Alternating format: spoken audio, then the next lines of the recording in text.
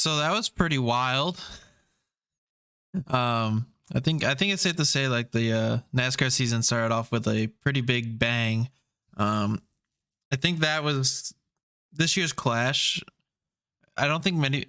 I didn't really know what to expect going into it, just because last year's race was pretty calm, and wasn't entirely sure we would get total chaos at this event, especially because of it's a non-points race, right? So maybe the drivers aren't, going to go super try hard and not try to wreck everything every chance they get. That definitely did not happen.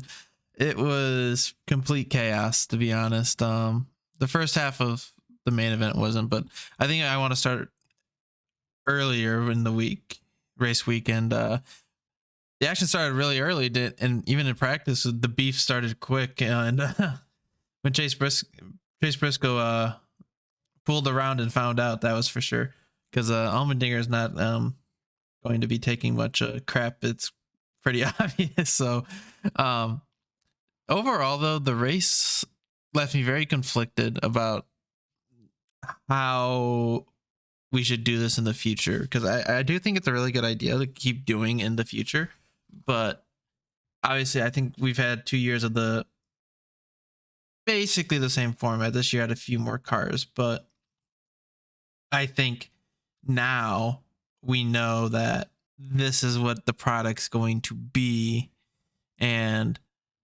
we need to probably make some changes, because the main event was quite chaotic and a little ridiculous at points, I think. So but before we get into the main event, let's just go back to the heats. And honestly, I thought the heats were great. The field sides of them were all like 9 cars, and like there was beating and banging, but there was nothing like too ridiculous, right?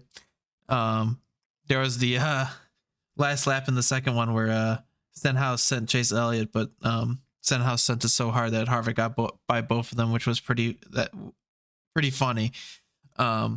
I was really happy when Eric Jones moved Allmendinger out of the way on like the last lap or whatever it was. So he got in the main event, as I am a big Eric Jones fan. Made me happy. Lap 16 in the main event did not. I can assure you that. Because Michael McDowell sent him to the retirement home, I guess. So honestly, the first half of the Clash was like really, really good. I really enjoyed it. It was as good as you could probably ask for, right? Like there was still like a lot of being banging, but it wasn't complete chaos. And right, because like, all right, you had the Eric Jones spin, then there was the Blaney spin where like 4 cars ARCA braked into him, which was really funny. And then you also had there was another one, I forget exactly what it was, but then we got the halftime break, and I enjoy the stuff NASCAR's doing with the Clash, with like the concerts and stuff. Not necessarily my preferred type of music, but I think it's good that they are not leaving, but dipping their toes into something that isn't country. Because like doing country's fine, is all that, but like the Daytona 500 pre-race concert, like they did Luke Combs 2 years in a row. I'm like, what are we doing? One was good enough. We don't need to do the same thing over again. I thought it was good, the concerts and stuff, and I think we should be implementing more stuff like that into it, like the Chicago Street Race, like the entire weekend there's concerts and stuff and all that cool stuff. Might not be my type of music, but I think it's really cool that they are doing that. Make these races more events, because for me personally, you just kind of just go to the race, right? You hang out at the track for the day, check out all the haulers and stuff or little events they have going on, and watch the race, and you leave. I think it's really good that they're going to try to be changing that in the future, which obviously we're seeing the steps of them wanting to do. And then the second half of the race started, and it went into complete chaos. I'm pulling up Racing Reference right now. 11 laps. There was 1, 2, 3, 4, 5, 6, 7. There was 8 cautions to do 7 laps. There were more cautions than laps ran. And this was about like halfway through this like carnage pile. I was like, man, we really need to not count caution laps if we do this again. And like me and my friends were all in Discord and stuff watching the race, and we were just like, "What are we doing?" It was like I enjoyed everything except this section. This section was horrible to watch, in my opinion, where the drivers were just losing their minds, or like this complete bulldozing into the turn and stuff, and it was ridiculous. And I think next year, if we do this again, we need to make sure we count caution laps. I think what you can do is extend the race to like 200 laps, but you count caution laps instead. And I think that would give a good balance to it, because you don't want to go on for, it was like 2.5 hours for something that shouldn't last, and for 150 laps at 13 seconds a lap, that isn't very long. That's for 4 laps a minute. So I'm just trying to do some quick math in my head of the race shouldn't take longer than an hour realistically. I think last year's was just over an hour a little bit, and this took over 2.5 hours almost. So it really dragged on, and God, we can only hope that they don't do this as a points race, because it would be a total disaster. But after that, after that chaos, we finally got some more clean racing, and then I really enjoyed everything except that, start of the second stage. And it was kind of interesting too, because you actually like had some comers and goers in the race, right? Because like early on you thought, because Almirola just drove away, like he was gone, right? And then he fell back to obscurity. I don't even know how you fall off that hard, but.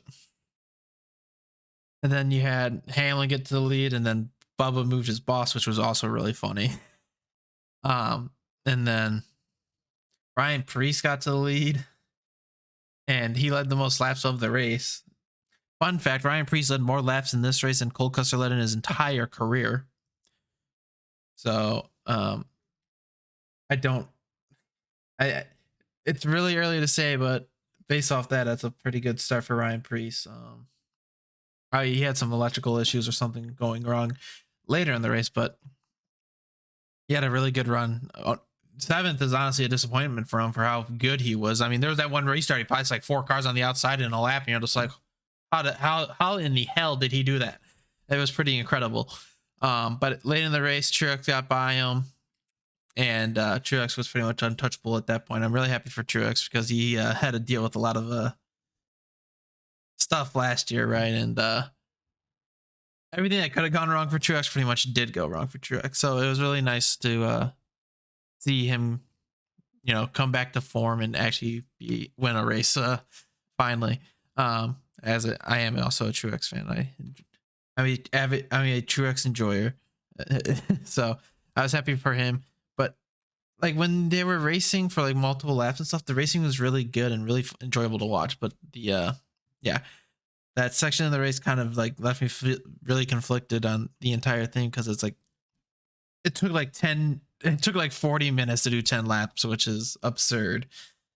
So I think if we do this next year, I think like I said earlier, I think we need to make the race longer, but you count caution laps, so you don't end up in a situation like this. And another thing I did want to talk about was the LCQs.